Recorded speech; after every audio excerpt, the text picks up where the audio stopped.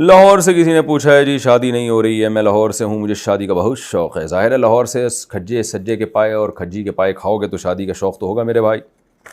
لاہور کے لوگ ویسے بھی بڑے صحت مند ہوتے ہیں. کہتے ہیں جی میں لاہور سے ہوں, مجھے شادی کا بہت شوق ہے لیکن ہو نہیں رہی. ایسے بہت سارے لوگ ہیں جن کو بہت شوق ہے لیکن نہیں ہو رہی ان کی, تو آپ ٹینشن نہ لیں. کہہ رہے ہیں الٹا ڈپریشن کی طرف جا رہا ہوں, بہت مشکل سے 1 سال پہلے منگنی ہوئی تھی, گھر والوں کو کہہ کے تھک گیا ہوں, مجھے کوئی حل بتا دیں تاکہ میں میڈیسن کی طرف جانے سے رک جاؤں. اس زمانے میں جو گھر والوں کو سے کہہ کے شادی کرواتا ہے وہ بہت بڑا بے وقوف ہے. گھر والوں کو آج کل بیٹوں کی شادی میں تو سرے سے کوئی دلچسپی ہوتی نہیں ہے. تو اگر کوئی بیٹا چاہ رہا ہے کہ میرے ابا اماں میری فوراً شادی کر دیں تو ہاں 40 سال کے آپ ہو گئے ہو تو پھر فوراً شاید کر دیں, یا 45-50 تک کے ہو گئے ہو, بال سفید ہو گئے ہیں آپ کے تو شاید کر دیں, پھر فوراً کر دیں گے. اس بات کا امکان ہے.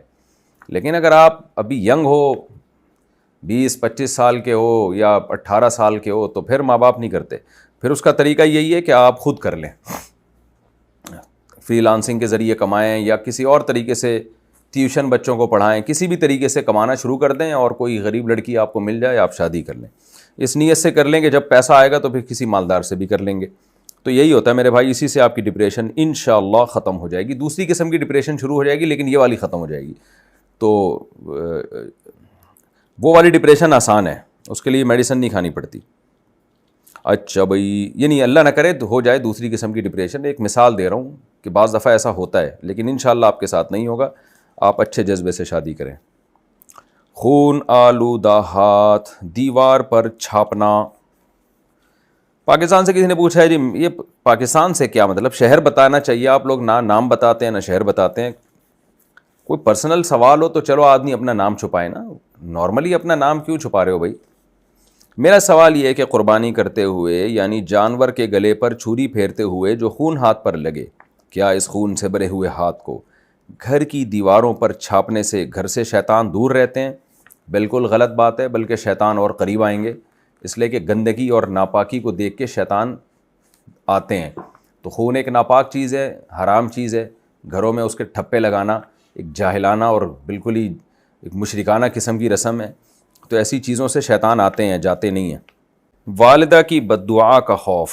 انڈیا سے کسی نے پوچھا ہے مفتی صاحب میری والدہ ہمیشہ میری کامیابی کے لیے دعا کرتی ہیں لیکن بعض اوقات وہ مجھ سے بہت ناراض ہو جاتی ہیں کیونکہ میں اعلیٰ تعلیم حاصل کر رہا ہوں, میرا ہر کام میرے موبائل پر ہوتا ہے, لیکن وہ سمجھتی ہیں کہ میں موبائل استعمال کر کے وقت ضائع کر رہا ہوں, اور جب میں بحث کرتا ہوں تو وہ مجھ پر لعنت بھیجتی ہیں تم کامیاب نہ ہو وغیرہ وغیرہ. کیا ایسی دعا قبول ہوگی, یعنی بد دعا قبول ہوتی ہے کیونکہ میں اس کی وجہ سے بہت افسردہ ہوں.